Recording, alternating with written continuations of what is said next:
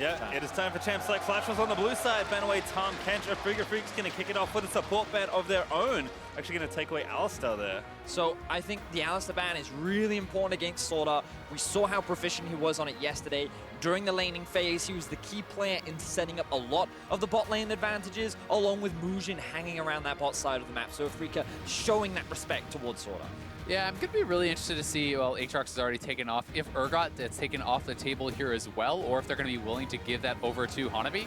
He really did struggle yesterday against Zeros, who was playing the Urgot. He got dominated pretty heavily. He was actually the only person on Flash Wolves who was not doing well in their game yesterday, so maybe wanting to try to grab that for himself, and we'll see if Afreeca denies it. Now, we are seeing an increase in the Rakan bans recently, largely because the Xayah-Rakan duo seems to be one of the primary focuses for many teams, especially on day one. And by just banning away the Rakan, if the first big Xayah comes out, it means that you're not forced to take that Rakan away. And you've also got to say, the three most played here for SwordArt have all been taken off the table, right? The Tahm Kench, the Alistar, and the Rakan are all gone.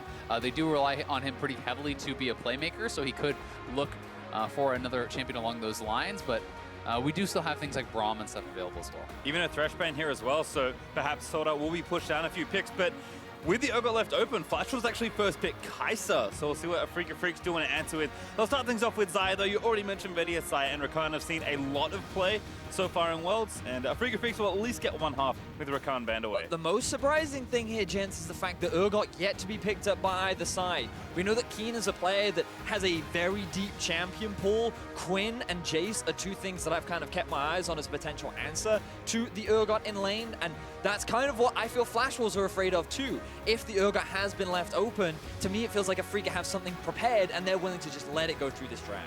Yeah, some of the mages, a lot of people talk about being fairly good into Urgot as well. Licorice in NA has played Lissandra, but people have also been using Ryze top as an answer into Urgot that is pretty good, and Kiin's certainly comfortable on the Ryze. Does have a very deep champion pool, as you said, and really did heavily prioritize the carries, not afraid to go into one of those carry versus carry matchups. Well, Gragas was the next pick there by Afreeca Freecs, so Flash Wolves, if it is indeed a bait, they did bite in this phase. So they will take Urgot, and now with one more pick to come through for phase one, looks like back to Sion, which, again, with Urgot already picked, there is some flexibility here, but you have to assume that Maple may be back on Sion once again. Yeah, as you mentioned, Pastry, he played it yesterday, but you have that flexibility option. You can put the Urgot both mid and top, and Flash Wolves are saying, well, you know what? Whatever you pick, we're just going to put the best matchup possible into it, and Sion is often considered a pretty safe champion overall. Yeah, and there is also a small chance of it being flexed to support. Some pros have experimented a little bit with that, certainly much less common than seeing it in the solo lanes, but there's a lot of support bans. SwordArt's off those, so you never know. And we'll see if Afreeca Freecs do take this with Velkoz up and available. I believe that's already locked. Yeah, it's locked in. So Kuro will take. And this is a big pick for Kuro. We did see it banned against him yesterday, and it's actually his second most played champion during the regular season. Big comfort pick for him, something that offers a lot of wave clear, offers a lot of harassment, and something that just fits into his style so well. And I think that moving away from what we saw yesterday is definitely much more of what we want to see for Afreeca. Yeah, also expecting to see Glacial Augment coming out on the Velkoz that has really become the standard in pro play. And that can be very, very effective at kind of slowing up and disrupting the frontliners here. When you have an Urgot and a Sion trying to move forward, if you do get hit by that Glacial Augment slow, it really can be difficult to push forward onto that backline. And now what we're seeing from Afreeca is a lot of jungle bans, because when you're running the Urgot Sion, big bruises, very strong frontline, you're kind of looking for a secondary damage dealer from your jungler. And I wouldn't be surprised if we saw a Kindred ban coming out from Afreeca right now, because with the Camille already gone, things like Lee Sin, Olaf, Kindred, Xin Zhao, these all raise in priority and are all very lethal to go up into the Gragas. Also got to remember just how good Moojin has been on his Nocturne. Has really been crushing it. It has been his most played throughout the summer split, and that is going to be available at least for now. I'll add Talia to the mix as well. Had a great game on it yesterday, so certainly another aggressive jungle he could play, and has had a pretty good showing so far in the World Championships, currently sitting at 75% win rate from the jungle. Flash Wolves, though, they do ban away a mid lane. They took Darius off already, so perhaps trying to insulate one of the tankier people, either the Sion or the Urgot in the top lane, and they'll take away Ryze from also a solo lane, actually, with Velkoz picked, but there's the Olaf lock in there for Spirit, I assume. Wow. That's the big question. Do they put the Olaf top lane? Perhaps maybe they want to put it into, maybe they think it's an answer into the Urgot. Maybe they do want to have it in the jungle. Like, yeah, you're right. Yeah. It could also be a Gragas support.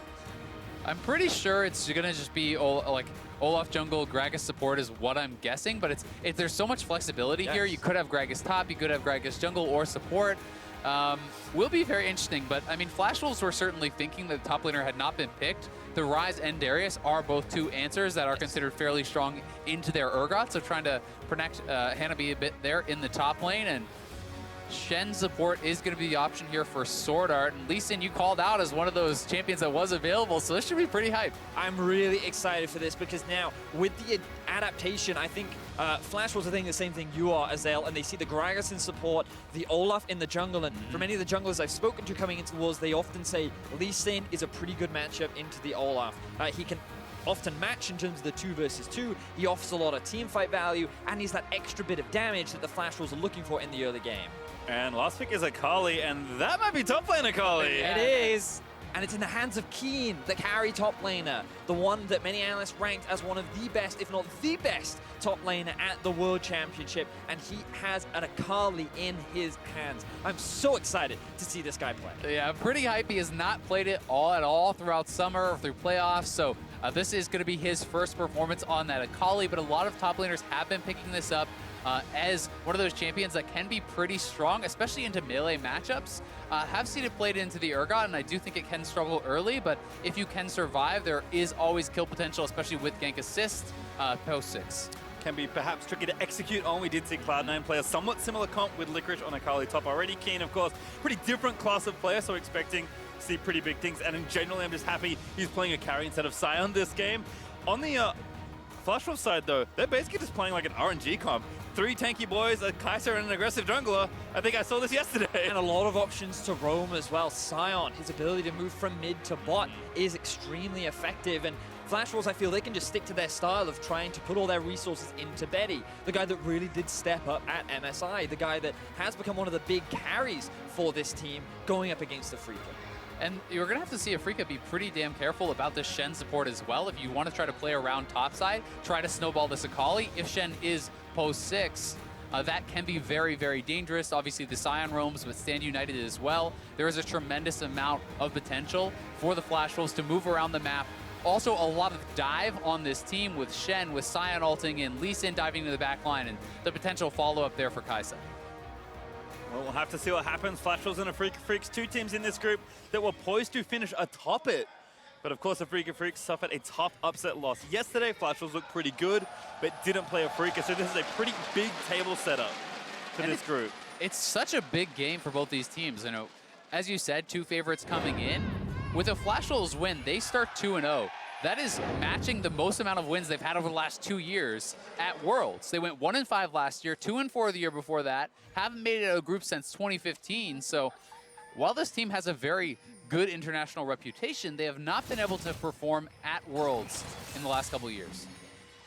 Betty taking some harass there. Actually saw SwordArt also pretty far topside, looking to try and get some vision down. Looks like they do have a ward on that red buff, so it will get a bit of extra info, but just going to trade some wards across the map here. As you can see, Afreeca have already put down their ward here as well. Kuro also trying to wander in, but Maple is doing his best to guard this entrance. So in terms of how these teams overall want to play throughout this game, for Flash Wolves, we're seeing pretty standard team fight. They do have a strong early game pressure. You can set up a lot of ganks, especially around like mid lane and bot lane, with the things like Shen and Sion paired up with the Lee Sin.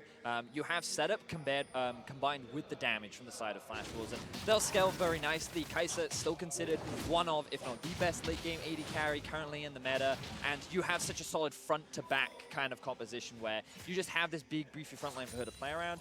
For Afreeca Freecs, their composition is a little bit more kind of all over the place. They have a lot more skirmishing at their disposal. Things like Xayah much stronger in the early game compared to the Kaisa. Akali at level 6, huge kill threat when paired up with things like an Olaf. And if a Lee Sin meets that duo in the jungle, you're going to have to be afraid. So I'm kind of expecting Afreeca to be a little bit more aggressive with their composition in the early game with a lot more invading of the jungle. Well, certainly the lane I will be watching at least early on. Kiin on Akali this go around. We'll see how Hanabi can kind of do in this matchup. Urgot has been a pretty strong generalist, I'll say, so I like that Hanabi's kind of falling back to something that is default very strong, but Kiin is going to hit level 2 early, going to try and harass as best he can, as Moojin is towards the top side, taking this blue after red. And I think getting the Urgot just is a really smart move here for Flash Wolves. Urgot is such a ridiculously stable and strong top laner right now that it's very hard to abuse this champion. Even a lot of the matchups that are considered to be really, really good into Urgot are fairly even against Urgot, so especially after the performance yesterday that Hanabi had, this is a pick I think that is going to allow him to get through laning phase and have some effectiveness in the team fighting. Curious to see how Maple does here though, as he's going to kind of have to do what he can, as Spirit is going to look for a bit of an invade. But it looks like he'll just kind of get some vision and take what camps he can. Talking about the Flash Wolves bot lane though, something that we do want to highlight from day one. You said it, Vedius, especially in this game, Betty is going to need to get things done. You can see some of their success early on already. Exactly. In Flash Wolves, they are a team that often likes to play through the bot side of the map. They do have a composition that can enable this, but yesterday there was so much attention drawn to it, and a lot of it was due to the early playmaking from SwordArt, but we got to draw attention to top lane. Yeah, here comes Kiin, about to get ganked by Moojin. Does land the Q, but not fancying the dive, so we'll just take the harass and leave. Yeah, and it's not going to be actually too bad for Kiin because the wave is pushing towards him, so no chance of it getting frozen on him. Doesn't have to be too concerned. But you can see that Moojin is actually hanging around, perhaps expecting a potential gank and looking for a counter gank there. Or, you know, theoretically, you could try to go for a dive if you can push in all the way to that turret, as Akali without Shroud is fairly vulnerable. We're also seeing Spirit take advantage of the early strength of Olaf. Often in the World Championship, we've seen very early Drakes being taken just due to how much damage you can do, the amount of sustain that you have, and the bonus attack speed that you get, the lower your HP. And now that they know Olaf was on the bottom side of the map, there is a chance that they actually try this dive. We'll see if they're going to go for it, but Moojin gonna play it safe, just head back to base. The Shroud always makes it extremely dangerous, as you know, and it's one of those things where, okay, it's not on cooldown right now, we don't want to take the gamble, and I think it was smart from the Flash Wolves to run the risk, but as you said, huge minion wave being set up, the dive was definitely possible, and instead they're just going to choose to back away. But Azael, something you talked about was the Glacial Augment that we saw from Kuro. Both him and Maple have decided to run at this matchup. Yeah, pretty interesting to see that on the side of the Sion as well. You know, not too surprising. Most people, I guess, do go that on Sion these days. Ever since the E-nerfs a while ago, Comet kind of fell to the wayside, but certainly Glacial Augment has been very good. We even got to see it in play, and actually on Ahri, I believe it was GBM brought that out. So have been seeing more and more players experiment with that. You do lose some damage, but you gain so much in the way of control. The slow is so ridiculously powerful once you have your spooky ghosts, and I like to call the GLP the Super Soaker. Yep. It definitely is very disruptive, especially against all these melee champions, right? There's essentially 4 melee champions who could be in your face and can get hit by that slow and set yourself up for that ultimate. And for me, one of the best things about Glacial Augment on champions like Ahri and Velkoz is the amount of setup that provides. Because on Velkoz, ideally you want to get those max passive stacks, which means that you need to be able to land your knocker. And the best way to do that is to have a very overpowering or overbearing slow that makes it that much easier. So that's why I'm a big fan of it. And as you said, while what you lose in damage, you definitely make up for in utility. Moojin did dip bottom, if only briefly, but a nice value Scry's win. We'll spot both these wards around mid lane. We'll see if Moojin sticks around for a potential lane gank, as SwordArt, Mr. Playmaker himself, going to fade towards the left-hand side of the map, but looks like it's time to do the Scuttle Crab instead.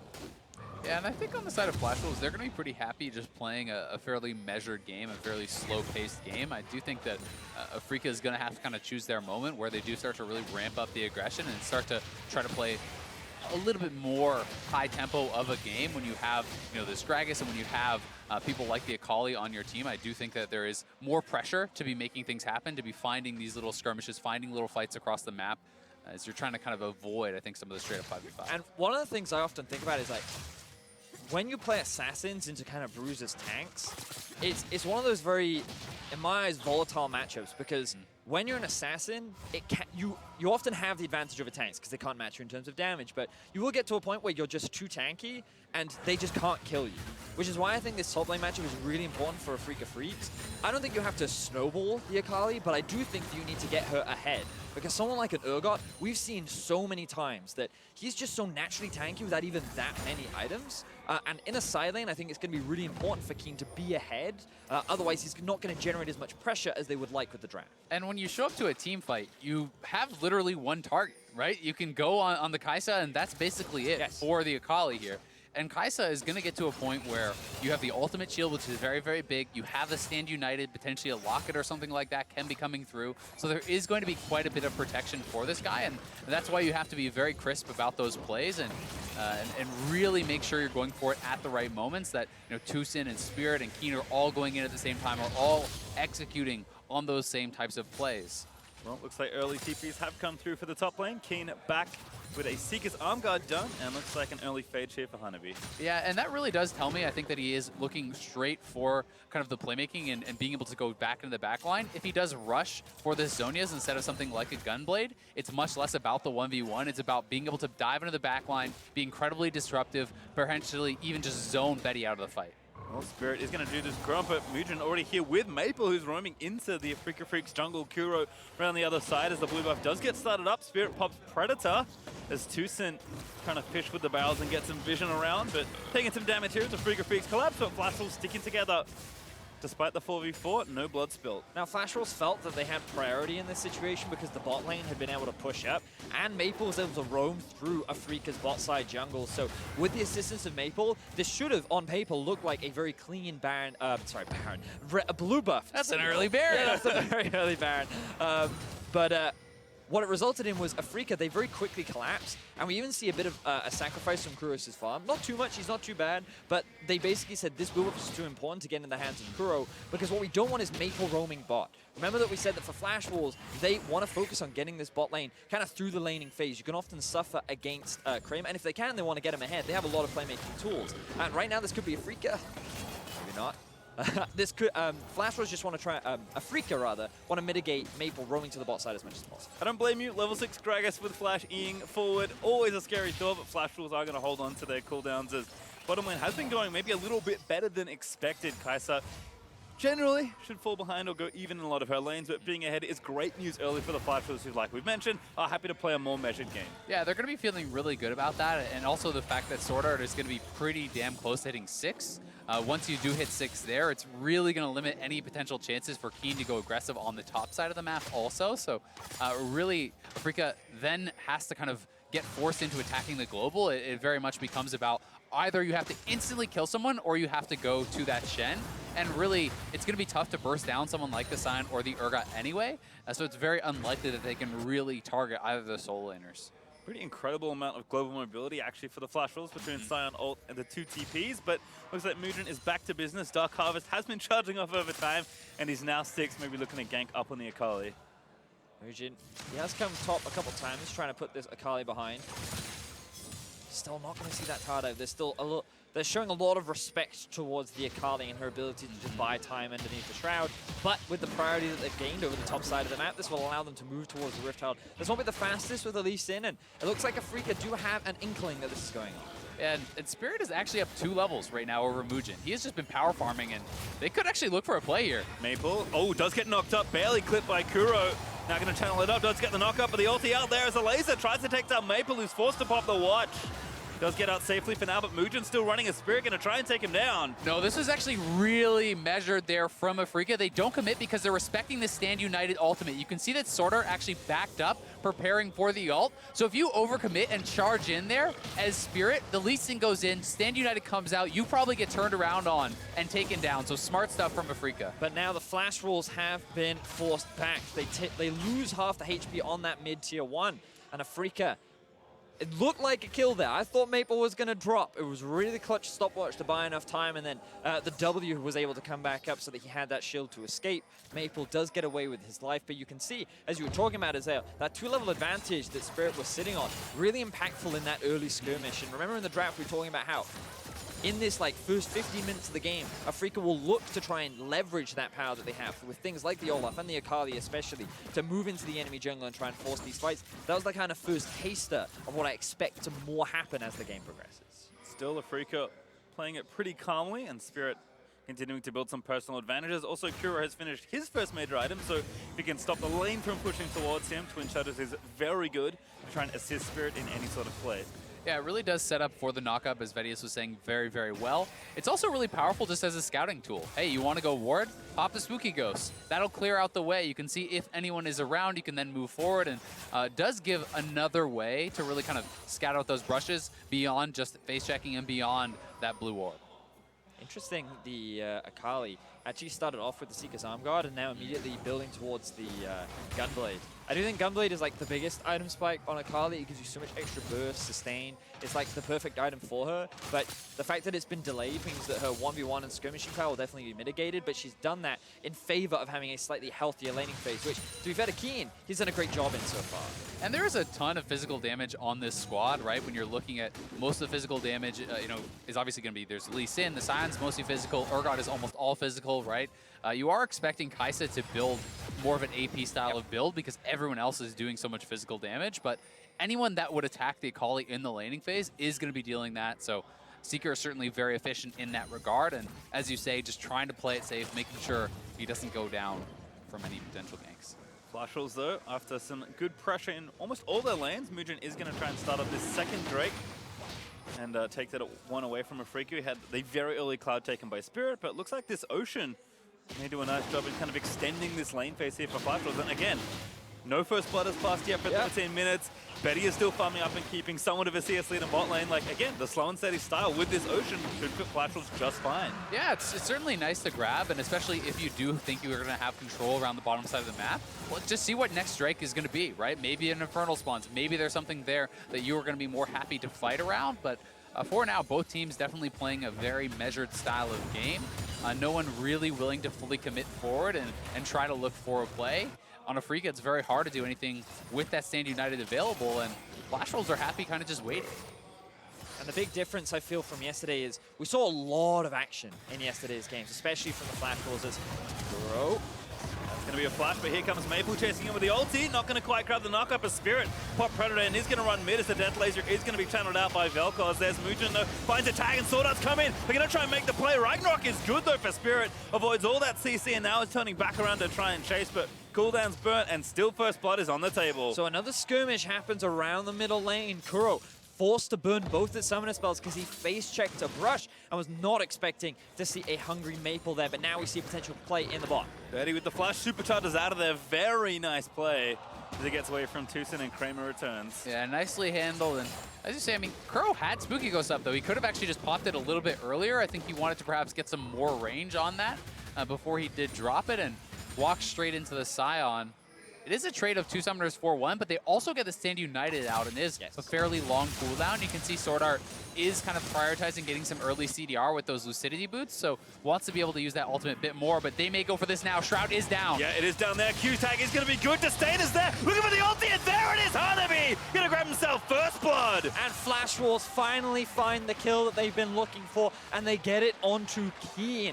It was such well executed after punishing Kiin. They're utilizing the Shroud to try and get a bit of a favorable trade onto Hanabi, but now it will cost him his life and potentially first tower of the game. Yeah, 4 members up here now for Flash Wolves. They pulled off the lane swap. You can see that Afreeca is trying to match it, and Flash Wolves not really pressing the issue too much just yet. They will be able to defend the turret, but a nice kill there. Well coordinated between Moojin and Hanabi there. And the thing for Afreeca is they haven't really been pushing their vision that aggressively for most of the game. This top side of the map has been heavily in Flash Wolves' vision control. We've seen Moojin controlling with the pressure that Maple's been generating, and Hanabi just doing what he can to bully Kiin around. And as a result, we've seen multiple Moojin ganks come up towards the top side, but finally, third time lucky, he's able to pull it off, and they find that kill. Well, Spirit is up here, so perhaps Betty and SwordArt will have to play back a little more. Maple did TP back to mid lane, so he's available with the ult almost being back off cooldown. A Spirit eats a quick Q there from the Sion, but things should all reset back down. Flash Wolves do get the Rift Herald in that translation as well as they move up towards the top lane. But let's check back in with our first blood presented by Acer Predator. Yeah, and here it is one more time. The Shroud was just used before that. And then honestly, just a really nice combo there. The Fling Flash into a Lee Sin kick. The ultimate is already out there. Fear Beyond Death. gets the execute, and they are happy about that one. My favorite thing is that SwordArt celebrating all the way down from bottom. He was nowhere near that kill. Team support's job. You're the cheerleader. And it was off the back of Moojin. He was instrumental in a lot of their early game playmaking yesterday. In fact, all of it, as you can see from the 100% kill participation at 15. You can see the goal difference as well. He was picking up a lot of those kills. And I think it's so impactful for Moojin when we think back to at the beginning of this year, he was the replacement for kaisa. It was Maple and kaisa that were the duo for the Flash Wolves that everyone around the world knew about. And him coming into MSI had a fantastic performance. And now here on the world stage, he's maintaining a good performance once again. Yeah, and it's really nice to see him performing so well internationally because in the regional play, he was actually one of the guys who was having a harder time in the LMS this split. I do think that he dipped down a little bit in performance during the summer split, but he had an incredible performance at MSI. He looked really good yesterday, and again, off to another strong start here against Afreeca. Herald channel top though. Flashers are going to try and grab the first turret of this game as well, but needed a little bit extra as the Afreeca Freecs try and CC Shelly up for enough time to take it down. They do nab that eye hit, and that will take it down. So still that extra gold of that first tower is on the table. Kind of, at this point in the game, I like to look back and see how the teams have played towards their win conditions. And so far, we haven't really seen a huge amount of skirmishing from the side of Afreeca Freecs. We've seen Kiin kind of left on an island to fend for himself, and now he's fallen behind and his tower is at risk of going down. He may be able to trade it towards the bot side of the map, but in terms of early game playmaking and pressure, we haven't really seen a lot from the Afreeca Freecs so far. And honestly, I think you have to credit a lot of that to the fact that Flash Wolves drafted two really tanky solo laners. They have the global on the bottom side of the map as well. They played intelligently, pushed and back off on the bottom side. Like, they've just played a really smart game, not left a lot of openings there for Spirit, and as a result, Flash Wolves are in a fantastic spot going into the mid game. Righteous Glory though for Maple was channeled as he looks to defend this mid turret. Afreeca Freecs have decided, you know what? Things are starting to fall a little behind in some of these situations, so let's just group up and try and plow through a turret. Kiin did pick up bot outer as a trade after that Rift Tower play, but Flash was here trying to group and defend, but Afreeca Freecs, they want this turret. They will be able to take it though. Honestly, very nicely done by Afreeca. They get two turrets off that, despite the fact that Flash Wolves had the Rift Herald, had more pressure on the top side of the map. Flash Wolves honestly kind of responded to that mid lane turret pretty slowly. They were over multiple members doing that red buff, and very slow to react to that play. We also have to remember, despite the fact that Flash Wolves is so ridiculously tanky, there is a tremendous amount of true damage that can come out from the Velkoz with the passive and the ultimate coming through. So if Kuro is really well positioned in a fight, you can shred through these tanks. And that's kind of what I'm looking forward to, how these team fights will play out, because Afreeca's comp is not conventional, it's not meta in the same sense that we often see, and when you kind of look at this, you're expecting more of a split push style, right? I was expecting the bot lane to kind of have an early lead, I was expecting them to try and rotate around the map. Oh, Tusin may be caught. Gonna get tagged again. Moojin looking to keep that 100% KP up and going. There's Betty gonna charge him with a killer instinct after that kick, and he swoops in for an easy one. And Flash Wolves find themselves another kill, and it's Flash Wolves that have the pressure. Note how mid has been pushed up. Top lane is in their control, and because they have the map in their favor, they're the ones being able to move into the enemy jungle, and Afreeca Freecs, they don't respect that. And I love how they recognize Tusin is a guaranteed kill. They donate that over to Betty, get the Kaisa going, and he is going to be going for that AP build, working towards his Nashers, and certainly is going to be a really big threat. The potential to dive and have that Shen backing him up with a massive amount of shielding, and also, as you said earlier, just playing front to back. Yeah, because they have such a solid front line with Shen, they have the Sion, they have the Urgot, but double Righteous Glory is now in the form of Flash Wolves, and here you can see, just look at the minimap as well. Maple has mid pushed up, the top lane is pushed in their favor as well, and as Tusin, you're not allowed to be in this position. You don't have the control over the map to be able to ward that part. It's not your turn, and as a result, Flash Wolves very quickly find themselves ahead. Yeah, and that's a situation where you really need to have Spirit there with you and be going as a squad. You can, have him perhaps face checking forward, using that ultimate potentially to retreat if they do need to do so. And this is a fairly squishy Gragas. Yes, he has a little bit of armor from Glacial Augment, but this is a Spell Thief's Gragas with Lucidity boots. Like, he's built 0 HP whatsoever. He's a squishy boy. And I kind of love what Flash Wolves have done as a team as they've developed. Like, we thought for a while, you mentioned already, Maple and Caster were the two guys that always got work done for the Flash Wolves. And now it's Moojin and Betty. Yep. Betty's now been with the team for quite a while, but Moojin is one of the new kids on the block for this squad, and they're the people that, again, getting the gold, being allowed to make early plays and apply that pressure. And to see someone like Maple go from LeBlanc to double Sion games in a row, it warms my heart because this is a team that's clearly willing to.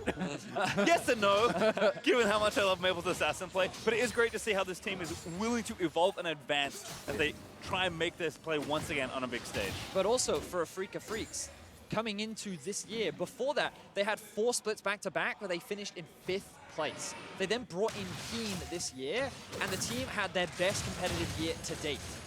This was the guy that really revolutionized the team. He got them to the final in spring, 3rd place in summer, and due to that, they qualified towards the 2nd seed. And so far, I know it's only our 2nd game. You can't base all your opinion on that, but I'm yet to see him really have an impact. We saw him on the Akali. We're still waiting for that, and there's still opportunities for him to be that playmaker and help his team to get to that point. But Afreeca, they're the ones losing control of the map. They're the ones at a goal deficit right now. And this just feels like Flash Wolves are setting themselves up for success. Comes Maple again. He's going to miss that slow, but Spirit going to charge his way back through. The twin shutters was popped. Maple does take a quick hit, but Flash was able to pretty easily walk away from that one.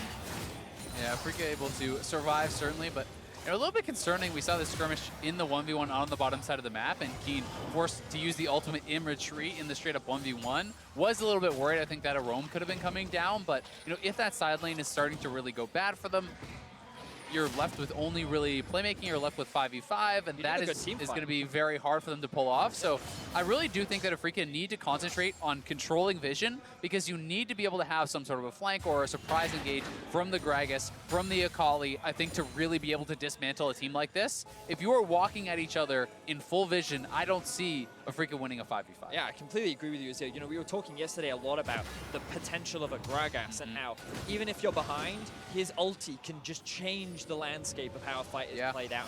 Even if you have this front line, if it gets knocked to the other side of mid lane and then the AD carries right in front of you, you can still win that fight. So I'm still looking at this Gragas and the positioning of Kiin. If when these team fights come about, are they able to get onto Betty? Are they able to kill him? Because if he's dead, the damage dramatically falls off the flat. And I'm also going to be really interested to see if they even feel that they need to knock into the Kaisa, because there is also that other option of trying to just split it up. Yes. Where you knock back the Kaisa, knock forward the front line. Velkoz and Xayah are just bursting down these tanks, and then 100%. If your front line's gone, well, all of a sudden, how does Kaisa move forward? So there are certainly those options, but a clubbed engage from Tusin feels like it's going to dispel a disastrous fight for Afreeca. Spirit does have his ulti and flash, but Betty is going to throw some shots in. SwordArt did look for the taunt, but didn't quite connect it as Flash Wolves are trying to assault this mid turret. This is kind of the big one they're missing, as both teams are currently at 2 turrets looking for their 3rd. Afreeca Freecs already took mid after that counter push post Rift Herald play, but Flash Wolves still looking for a little more room to play around with. Honestly, the more I think about the Flash Wolves draft, the more I like it. I just think it's actually so hard to attack, and not only are you kind of left with this one option of Kaisa to really try to dive onto as the Akali and as the Gragas, but Kaisa builds defensive itemization better than really any other marksman. You can go easily for the Banshee's Veil, you can follow that up with the Zonias, and, well, good luck actually killing this guy through the Kaisa ultimate, through Stand United, past all these frontliners, and that defensive itemization is just, I think, a really, really smart, well-rounded draft. And to just make matters worse, imagine as Akali getting onto Kaisa, and before you even try to get through the shields, you get kicked in the face by Moojin and he just sends you flying back, right? There's so many disengage tools that I'm struggling to see how Afreeca are able to win out on these fights, and that's kind of why, the big eye laser. I'm going, that's the big thing, right? I'm kind of looking, and just how do Afreeca do it? Because I'm not entirely sure, and I don't want to make any clear-cut ideas of the best way to pull it off. All I do know is that Afreeca right now is steadily losing more and more control over the rest of the map. And while they do still have this mid lane turret, they have a lot of wave clear. With Kuro, they can buy time, they can stall things out. Is that necessarily the best option when this Kaisa is about to hit her 3rd eye? And look, they do have avenues into this game for sure. I think the big worry is that from what we saw yesterday, will the Afreeca Freecs just kind of slowly lose the game, which was kind of what happened yesterday when G2 played against them. So for me, it's not about what can they do, because I know they can do plenty as a team, both with their composition and individually as players. But if they continue to show a very passive style, which was not what we expected, and drop this game as well, that's when we maybe start worrying about Afreeca's fall in this tournament. And we do also have to talk about the fact that Kramer is nearing his IE. He's working towards his 3rd item there. Is going to have a tremendous amount of damage onto the frontline tanks. We know that Kuro is playing a champion who really can shred through those frontliners as well. So definitely is a lot of potential there, but I do think the value of especially a pick like the Olaf really starts to go down and down and down as you get further and further into these fights. Gearing up for a fight around this Draco, potentially Hanabi in the middle of the team could be in a little bit of trouble, but he's going to take up a decent amount so far. Turret dead top as Kiin is still pushing, and Hanabi is able to get out relatively safely. Maple though forced to burn the ulti as Kuro's knock-up was threatening to maybe take him down, but Maple does burn the cooldown and get out safely. But you see how Afreeca caught out 2 of the tanks, yet we're only able to take off 50% of their HP. Kiin is still sitting in the top. Oh, nice from Spirit. Steals away the Mountain Drake. All right, so he shouldn't have been allowed to do that. Big misplay there from Flash Wolves, allowing Spirit to literally walk up, smite, and then walk out. Now they actually have priority over mid lane, so Afreeca, they're going to continue pushing towards this tower. I mean, that was a 4v5. Kiin was topside, and they just allowed Spirit just kind of wander in and take that away. Now they're going to be able to grab the blue buff. They push up the side wave, so it really did turn out fairly well there for Afreeca. Not the biggest deal grabbing over on that dragon. It's not an Infernal, and I don't think it's really going to be game deciding at this point, but certainly felt mismanaged by Flash Wolves there. I think you've always got to remember about the Elder Dragon condition, right? Like, even if the Cloud and Mountain maybe not as team fight valuable, definitely continue to stack up and offer a lot more additional if you can get that big objective later on into the game. But yeah, so that was like a weird exchange, definitely, because weird. Afreeca didn't want to fight because they had Kiin top, and they were like, all right, if we just allow him to keep pushing. But what if I just walk up to the dragon and smite it and then walk away? Just like, I think no one's gonna. All right, I'll take this and then I will walk away. He didn't even use ulti. But he's had it ready to go in case they jumped him. And the thing about the Flash was I think they assumed that they had secured it because Maple was like, okay, I drew a lot of their ultis, you know, like he backed off, and then you saw Hanabi backing away as well because he wanted to catch the top wave and he was at 50% HP. So I think Flash was just dropped their focus there for a second. They kind of misread the situation in the map, but overall it is only a Mountain Drake. Nobody ended up dying. Very few summoners were burnt. I think the Flash was used by Kuro in the end, but everyone still has everything up. No big team fights have happened yet. This has arguably been one of our slowest games of the World Championship so far. Yeah, it certainly has. And to Flash Wolves' credit, perhaps they were worried about TP wards, you know, Kiin looking for a flank or something like that. But either way, back to normalcy in the game. We are pretty much, all intents and purposes, dead even. We do see a third item coming through for the Kaisa. And is picking up another Null Magic Mantle, so this could be a QSS, but it also could just be straight up going for a Maw. Maw is actually very, very good against both the Akali and the Velkoz, who are likely not going to land any CC or anything like that on you. It's going to be much more just about straight raw magic damage coming through. It's unlikely that we see Kramer actually getting in range of Betty to auto-attack him very often in these fights, so going for a double MR stacking, I think it does make a lot of sense here for Betty. Well, as the carries are gearing up, we've got Kaisa on 3 items, Akali also on 3 on the Afreeca Freecs side, and the tanks for Flash Wolves also at that point right now. Surely, something is going to happen soon. If it is, though, it's probably going to be around this Baron. Flash Wolves still need to take down this mid turret, which Kuro is doing a very good job of gatekeeping. But they are around there trying to get that vision. We'll see if something starts brewing. Now, Flash Wolves can very easily start Baron because they have 2 tanks that can just soak up the damage. And they can just play around this objective for a really long time. At the very least, they can force a teleport out from Kiin. And you can see Hanabi, he pushed out bot. He's now grouped up with the team. And because they have priority, they should be able to just start this one off and at the very least force Afreeca to react. SwordArt actually walking forward, does ward the red buff here, but sees Spirit, doesn't cost him too much though, as people are going to get looked out. Flash was doing a good job getting all their vision and actually going to move Betty to the top side briefly, try and get something started as Kiin is going to try and make a play. Pops the Gunblade onto Maple, but just kind of zips out of there. Cool harass pattern, but didn't do that much. He has little to no magic resistance, and the same can be said for Hanabi. And it's surprising, like they've literally said, okay, the only one we have to worry about is Kramer, because Kiin is going to try and kill Betty, not us. And so they've just itemized full armor, and they just said, right, we're fine. And I don't know if that's the best decision against a Velkoz. Like, you could argue that because he does true damage, maybe you just stack as much health as possible. But still, a massive portion of your damage is not true damage, right? Exactly. You know, I do agree that they need to pick up some MR, and you know, even if it is just for that Velkoz, I think just HP is enough to deal with the Akali, because Akali can't afford to just focus a Sion down in a fight when the Kaisa is free, but certainly I think you have to worry a little bit about the Velkoz. Obviously, Stoneplate can help to deal with that. Sure. You're going to see Stoneplates pop.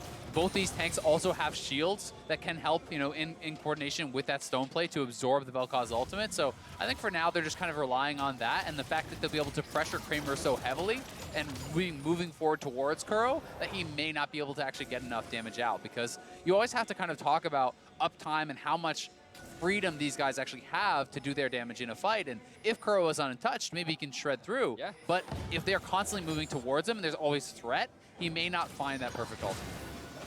We do see that Kramer has also finished that Infinity Edge, so as far as trying to kill the frontliners, this is one of the better spots that Afreeca Freecs will find themselves in this game that has dragged on very long, almost at 32 minutes. And no Baron has been taken just yet. In fact, there's only 5 towers total between these two teams that have been taken. Oh, here we go. Play from Tusin, going to try and knock one in. It's Moojin that they grab. He's already pretty low. He is going to fall off to that stopwatch. And They're now going to Afreeca Baron. Freecs- That's massive. That is such a massive pick. They just killed Moojin. Flash Rolls, they didn't try to force the Baron earlier, and now Afreeca Freecs, they're in a position to start this objective off. They have full vision control around the topside river, and they have the top wave pushing in their favor. You have to say, though, Flash Wolves still do have potential to hold this off in the 4v5. Afreeca don't have any super tanks to really hold the Baron for a really long time, so they do have to be worried about that. We'll see if they're going to start it up. I think they should. I like this from SwordArt, though, taking a sneaky path around, trying to get what vision he can. Betty is consistently throwing W's There in. they go. Does spot Kramer and now knows they are on the Baron official. Flashroll's going to have to mount a defense here in a 4v5 as SwordArt does taunt Tusin. Betty looking for a way into this team fight, but from the brush, Kiin again is going to try and make the play. This is Velkoz over the front liners are so tanky as Betty is going to get Shen United as Kiin's forced into stasis. Betty does get the kill. That's Kiin down as shredding him. will mount the defense. Betty with a double, going to make it a triple kill, and 4v5 Flashwolves defend. And this is what we were talking about. The unkillable Betty runs rampant through the team of Afreeca Freecs. There's nothing that they can do to shut him down, and now it is Flash Wolves that have priority on the Baron. They're going to take this Baron straight up. Spirit, no flash, no ult, no chance to steal this one, and Betty's positioning in that fight was perfect. He played it out so damn well.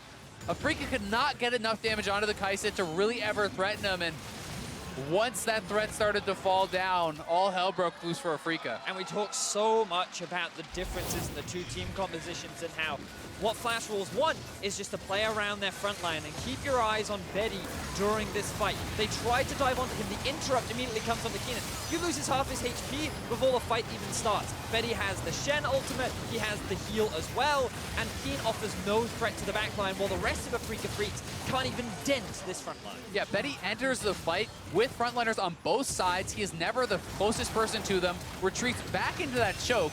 So then Afreeca has to fight through 3 or 4 of these frontliners just clogging up that area. He's able to free fire and just shred them down, and he is massive now, completing a full Merc Scimitar there, 4-0. I just want to make it absolutely clear, those are all separate instances of SwordArt celebrating after something fun happens. But Flashwolves certainly reason to celebrate now. Yeah. They have Baron, they have a massive gold lead. This stubborn mid outer turret will very soon be filled. And Afreeca Freecs, they tried something and it did not work. But also remember what this means for the group. You only get to play each team twice, and Flash Wolves, having already had a dominant game one, could put themselves to 2-0 in the group and will take the lead in what has been a rather competitive Group A as Flash Wolves look for another pick. Maple looking to dive here onto Kiin. He has been picked on all game, it feels like. Flash Wolves, though, just doing the rest of the work. We're just pushing the minions in towards the Tier 2 turret. Hanabi is left to try and get this worked out in the mid lane, but Flash Wolves, they have bigger things on their mind as they're looking to move towards these inhibitors. Yeah, pushing up the waves. They want to try to keep collecting this gold. Kuro obviously does have a tremendous amount of wave clear, though, and they are doing a good job keeping this pretty safe. They need to actually threaten the Velkoz to make him back off, and they have fairly effectively done this. So Afreeca will be having to seed this outer turret here, but has to feel like Afreeca needs to be able to make some sort of a play. They need to be able to get some sort of a pick because it's been this slow burn for Flash Wolves the whole game long, and they really have been in control. They certainly have. And now with the Baron, they're just grouping up, slowly working their way towards the base of Afreeca. Unfortunately for them, I feel like they could, to a degree, go for a dive, but there's always that gamble that if you overcommit, that's the easiest way for the enemy team to turn it back over. But they're not playing multiple lanes right now. They're just kind of grouping up, and that's one of the awkward situations for them because there's still a lot of wave clear from Kuro on this Velkoz. But honestly, this is the way they played the game the whole time. They played very slow, very patient, and I don't think they're feeling any pressure to speed up the pace of the game. They're feeling that, hey, we're in full control. It just gets better for us with more and more items, more and more protection for our marksmen. I mean, they just won a 4v5 around Baron with no jungler, so you have to think the confidence Who needs level a Lee Sin anyway? pretty high for the Flash Wolves as they I take have the down smite now. even more turret. That's 5-3. They do take down a few more. Still mid-tier 2 to collect. Baron is running out in 30 seconds, so the Flash Wolves are likely not to get too much done, but there is a Cloud Drake for them to take to trigger the spawn of Elder and reduce the value that Afreeca Freecs' potential future Elder could hold. But for now, they're going to take the last of their Baron buff and try and knock down this 6th turret. Flash Wolves are hunting. They see the prey in their eyes, they're going for the dive. Dive is brewing, Kramer likely to target this. Hanabi going to charge in as Kuro gets flipped back around. Betty is back in there, but Kiin's actually doing a decent job zoning him away. The Standing United Bird to try and defend his Flash Wolves. Maybe going a little too far, but Hanabi, he gets the first kill onto Kuro, but there's actually the counter kill there for Kramer. This is able to grab the shutdown, the turret will fall. But it's only one apiece here. Afreeca Freecs get out pretty decently there. Yeah, a bit of a messy dive there from Flash Wolves. Spirit's so close to going down, so was Tusin, but Flash Wolves, it is a trade of kills. They do still get that turret, so not coming out too much the worse for wear there. Initially, the focus was put down onto Kuro, and he used a very clutch stopwatch to just buy enough time. And one of the risks that they had was that it kind of left Betty exposed. You'll see that this wasn't the same way in which the fight was played before, because the front line kind of separates itself from Betty, and you'll see that he dives in, and that kind of puts him very close towards Kiin, while SwordArt is tanking the tower this entire time, so he's not using any of the utility from Shen, while Maple and Hanabi are just in between 2 towers. So yes, you're tanky, but when all 4 members are focusing you and your AD carry gets zoned away by the Akali, it's not going to be a fight that goes cleanly in your favor. So that's kind of a better situation for Afreeca, but they still ended up losing their tower, and Flash Wolves are still coming out on top. Yeah, and it's honestly kind of concerning when they can go for a 5v5 straight up under the turret in your face like that. Betty is basically zoned completely, and it's a trade and you lose your turret, right? Like, it becomes very hard to see how they are really going to win these 5v5s as we get further and further into the game. You know, Spirit and Tusin were a stiff breeze away from going down as well, and that could have spelled the end of the game had they been able to pick up another kill or two. Well, I'll echo the same thing. My worry for Afreeca is that the very few situations they are opting themselves into are not going particularly well. And for a team that, again, was, even for a slow region, one of the more proactive and creative teams that we've seen, to just kind of let Flash Wolves take over a game like this, something that, again, as these other teams kind of look to this group thinking Afreeca maybe 1 or 2 in this group, now they may be thinking, you know what, this actually may be a little easier than we thought. Yeah, certainly possible, but credit to Flash Wolves for playing such an excellent game. And Zonia's is now completed, triple defensive items on the Kaisa. We talked a bit about how well this champion itemizes defensively, and there is a ton of protection for him as well. You can see SwordArt has picked up a Locket as well as a Redemption. They have a Knight's Vow for him, I do believe, as well, somewhere in there. Perhaps, yeah, it is on the Lee Sin. So, you know, there's so much protection for him that it's like, you know, you look at his health, and then you basically have to add 2,000 to 3,000 additional to just get through all the extra shielding and protection that's going to be on it. It's tough for one Akali to try and get through that all. Now the Baron spawns in about a minute's time. That's what Flash Wolves are waiting for. You can see them setting up the waves, but they haven't invested into the vision yet. And one of the problems that you have when you get this late into the game is item slots become scarce, and you'll know that the number of control wards available for the Flash Wolves is much more limited to what it was before. Now, I'm very disappointed in Moojin that he hasn't solved that empty stopwatch in favor of control wards right now, because the junglers are really important when it comes to vision. Like, all your late game damage, all your tanky front lines, like, they're tanky enough. So I'd like to see Flash Wolves investing a little bit more in those control wards, because if you want to secure a Baron this late into the game, vision is extremely important. I definitely agree. I think he really just wants to finish that GA and then, you know, be able to perhaps trade out his life for a kick onto Kuro or something along those lines. And maybe he will be able to get that soon. But either way, for now, yeah, vision definitely limited across the board on the side of Flash Wolves. They have picked up a couple of wards now, but now they're collapsing onto Kiin. This just keeps happening. Maple pops the right to score, he charges in. Kiin already taking a little too much damage. There's no real carry here. There's 3 people gank him. Oh my Betty. God, that did so much damage. Yeah, that was Betty. That was the passive proc into the, I want to say it was the W that hit him. Yeah, it was. And then obviously it's AP Kaisa as well, and that ability scales extremely well with AP.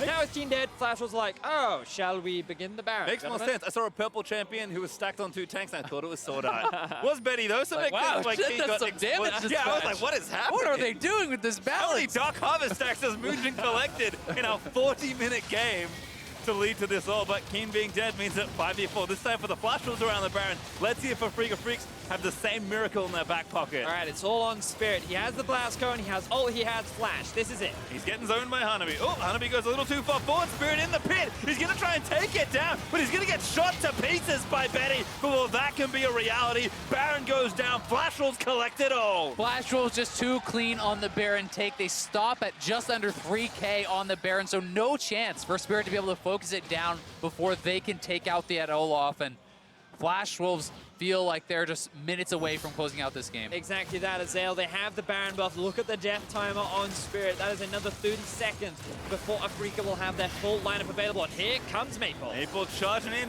basically just playing zone control, but he does pop Kuro Betty. Killer Instinct, aptly named as he smashes down the Velkoz. And now Kramer retreats to the fountain and still gets obliterated as Betty goes godlike. And Flash Wolves melt through Afreeca once again. The Nexus is in their eyes, and they're looking to top the group. It's being cool, calm, collected, but most importantly, dominating as Moojin just misses the flash kick onto Kiin. But the Nexus turrets will get shredded down. SwordArt will land the final taunt to get Flash Wolves the ace, and they will smash Afreeca in this late game.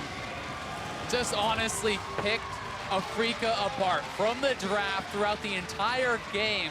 Flash Wolves really maintained full control, 8-0-2 on the Kaisa for Betty.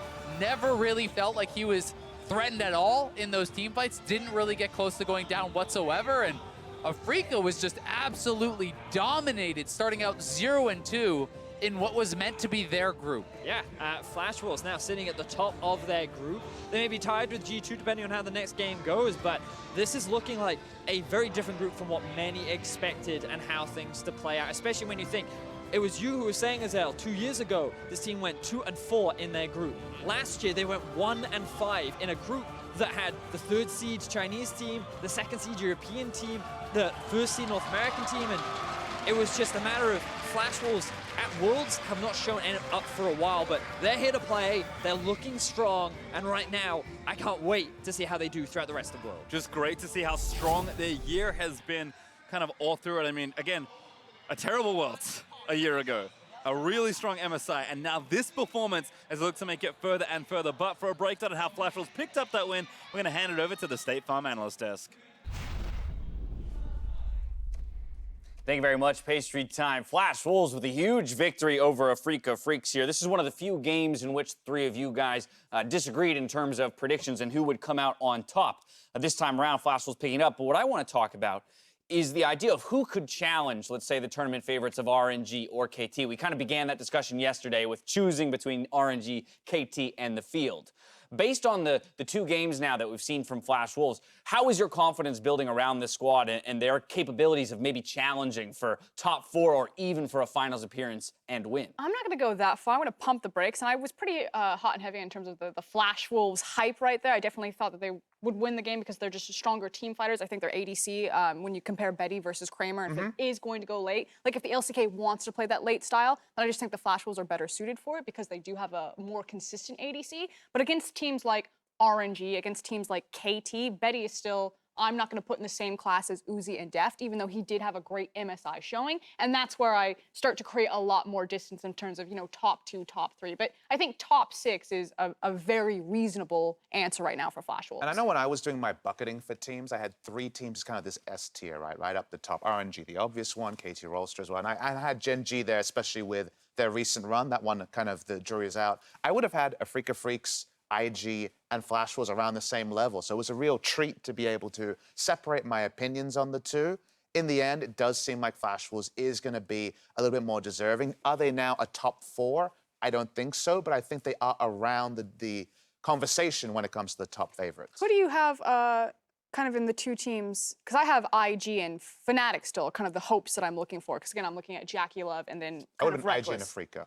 Okay. Next to Flash Wolves. Now, I want to roll through some highlights of the game. It was a rather low-kill game for quite some time. Rather low. Rather low. Rather low. Rather low. But while we play some of these out, I also want to talk about some of the interesting draft strategy employed by both sides of the matchup here this time around. So I think Afreeca Freecs, you know, the game yesterday was disappointing on a couple of levels, leaving open the Heimerdinger on the side of G2, but also their comp not really playing to their win conditions. I think here they actually had a bit more of an Afreeca draft, and on the red side they were able to work things out. The big takeaway for me is extreme wave clear to delay the game through the mid game with the Xayah and the Velkoz against the short-range comp with Kaisa. They were never going to be able to take that mid lane turret. I don't have the timer, but it was post 30 minutes.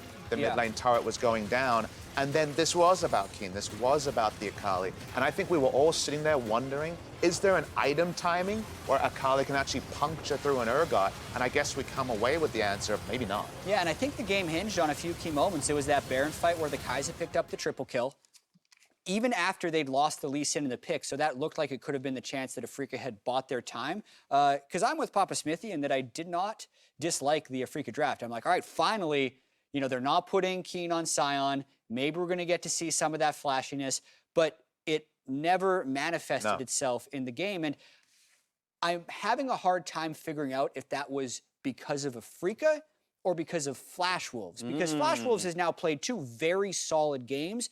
Sion mid has very good wave control. They have incredibly strong front lines, and they have the perfect AD carry to work with that in the Kaisa. So once again, I think Flash Wolves had a performance that it's very hard to put holes into a pretty dominant 2-0 start.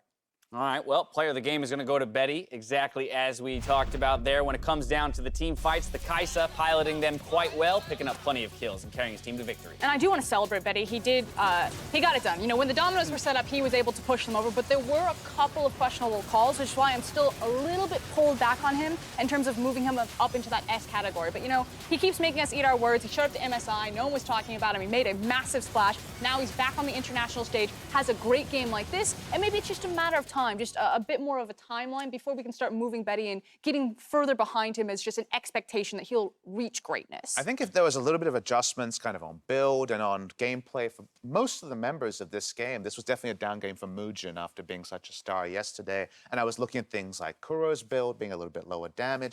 I was thinking about a lot of things, and decision-making from Kiin actually getting caught was what kind of accelerated the end of the game. We thought it might go even longer. But I think the big takeaway there is if I do the mental math and say, all those small adjustments slightly favor Afreeca and Flash Wolves makes the same mistakes to Afreeca win, I think by the end, just how immovable the front line and even the side lane was for Flash Wolves, it did seem like Flash Wolves would get over the line, even if I like this performance from Afreeca better than yesterday. Yeah, and I do think it's a fairly feel-good game for Betty, noting that Kramer was on Flash Wolves, has played for Flash Wolves at the World Championship before. So I think the Kaisa in laning phase against the Xayah, that's a matchup that a lot of teams actually prioritize the Xayah for the early push.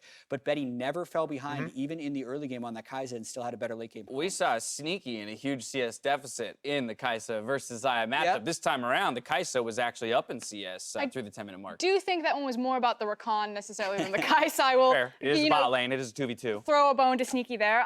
For me, it's also kind of that Sion. If we're talking about, you know, the Kaisa pick, it's also this Sion mid pick. This is now back-to-back times that they've used this flex. Maple has taken Sion mid both times, and it's almost a question of, you know, do you actually try to ban this away from them? How many times are they going to get away with this strategy before they're forced to show it again? And against Afreeca, you would have thought this would have been the perfect team to finally punish something like that. And we were calling it. We were saying definitely going to be Sion blue side in these two picks here, and they took it as we expected. I actually really liked the Velkoz into a Sion just because you get the research, you're able to do the true damage. There are definitely windows where you can really exploit, but the game state never got there because to me, this draft works when Akali has kill pressure in the side lane and the fork and wave clear and set up around an objective. We never had those two things. There was one time that the one conditional was happening, but not the other. And if those combined, I think the Velkoz looks really good. In this particular game, it just ended up being a bit off the boil. Well, Frost, you were calling Flash Wolves the favorite in this group, and a 2-0 start does much in service of supporting that point. Coming up next, we got Fongvu Buffalo versus G2. Tune into that matchup when we return.